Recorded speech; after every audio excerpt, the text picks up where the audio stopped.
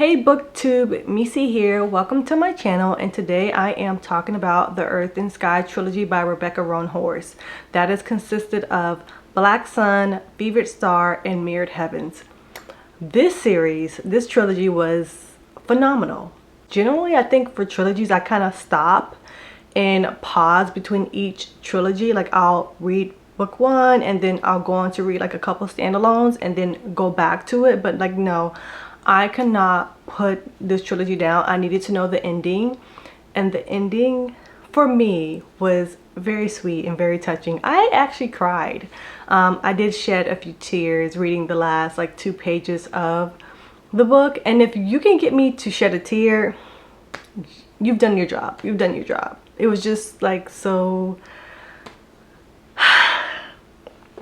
I do have a few critiques, but I do want to start off on the things that I did love about the trilogy. But for those who are unaware about this trilogy, the Earth and Sky trilogy is about this indigenous world pre-colonization on Earth, and it has a main character named Serapio, Shiala, and Narampa. It consists of these 3 characters. Serapio is a blind man on a assignment to essentially avenge his people. It starts off with book 1 in Black Sun, in the first chapter, with his mother sewing his eyes shut to blind him, because she is converting him to be the avatar or the vessel for the crow god. And once he converts into this vessel for the crow god, he is then assigned this mission to avenge his people. And then we have Shiala. She is a siren mermaid, and she is a pirate, this bisexual pirate. She's a free spirit, and her assignment is to take Serapio back to his family's homeland, Tova, which she has no idea that the man that she is about to take back to Tova, which is his homeland, is on a mission to kill all of these people from the opposing tribe called the Sun Priest tribe that assassinated all of his mother's people from the Crow village, or the Carrion Crow tribe. I think that is a good way to explain that. And then we have Narampa. She is the Sun Priest, the new Sun Priest appointed, and she is not from nobility, so she is navigating this new role as everyone is like opposed to her role as a Sun Priest. She is learning to navigate politics. She also has these very conflicting views as to her role and the things that should be done.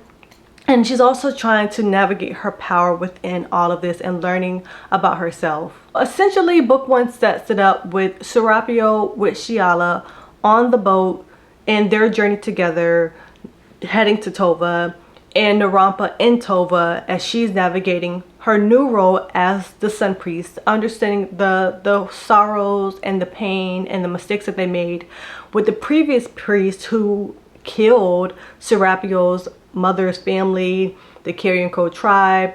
So think of book 1 as a battle between the moon, Serapio, and the sun, Narampa.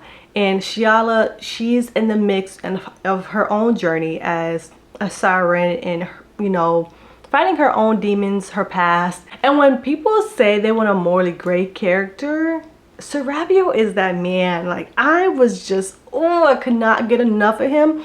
He is like the metaphor, the symbol of a morally gray character. And honestly, all of the characters are kind of morally gray because there's no definitive good person in this story, because everyone has done harm in some fashion. But oh my god, book 1 was a ride. And what I liked about this trilogy is that it's like deeply thematic. It explores like faith and colonization and like what does it mean to change and what is tradition. And then you are like questioning bigger things like how much should you sacrifice for loyalty, how much should you sacrifice for faith, and how much should you sacrifice for duty. And throughout this whole journey, we see Serapio, like in the other characters, go through these internal battles with themselves. Let's getting on to book 2, which is Fevered Star. I know a lot of people didn't like that book because it slows down a little bit, but I feel like personally for me, I truly enjoyed book 2 because all of that needed to happen to build up to book 3.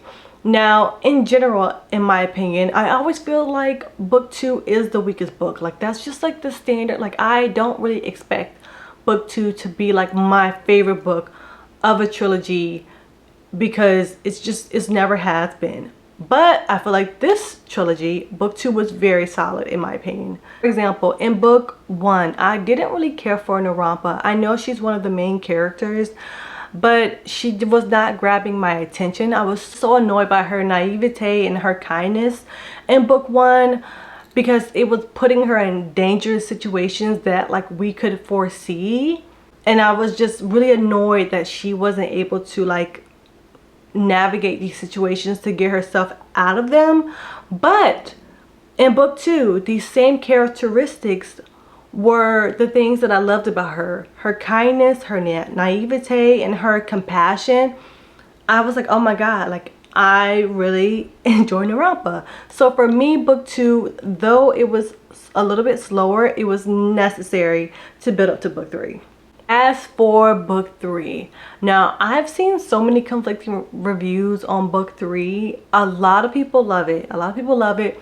I personally think that no one can be truly happy with book 3's ending. I'm content. I am satisfied for the most part. I think it ended well. It ended beautifully. Again, it made me shed a tear. But would I have liked to have more from that conclusion? Of course. I mean, there were a few things that did not, in my opinion, get tied up nicely in a bow.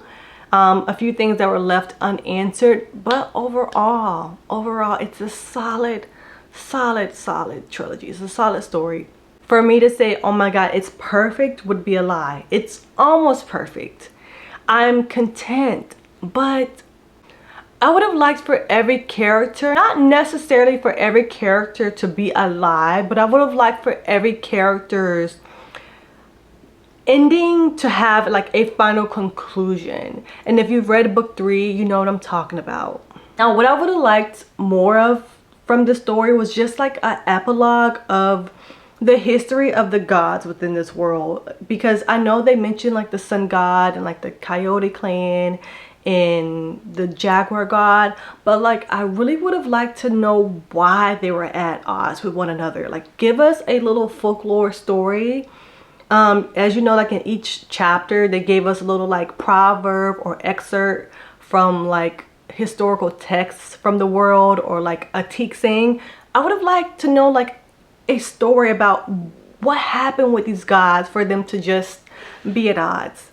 I don't know, that's just me. Another thing, I also wished we would have had like a bigger battle scene. I felt like book 3 we were building up to like this epic battle scene from like multiple point of views. I thought I was gonna see Shiala like destroy the boats and use her song, and though it was told to us that she did it, I would have liked to see it or read about it in real time as like it was happening, of her actually doing those things.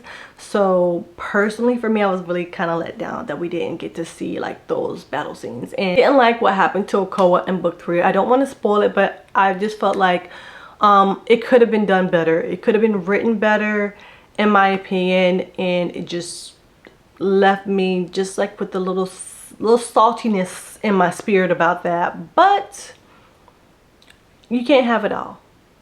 But overall, I really enjoyed the story because it's unique, it's refreshing. I love the indigenous representation. I love the queer and trans representation in this story. I just love that it's so colorful, and there's so many people that look like me, and people that look all different shades of browns and tones of melanin. I just thought the world was so rich and refreshing. And I think if you like N.K. Jemisis, if you like R.F. Kuang, you definitely need to read Rebecca Roanhorse. You need to read the Earth and Sky trilogy. It is a must read, and you're gonna enjoy it. You're going to enjoy it. That is it. Let me know your thoughts in the comments. Let me know how you feel about this series. Did you like it? Did you love it? Are you going to plan and read it? And please like, share, and subscribe. Bye.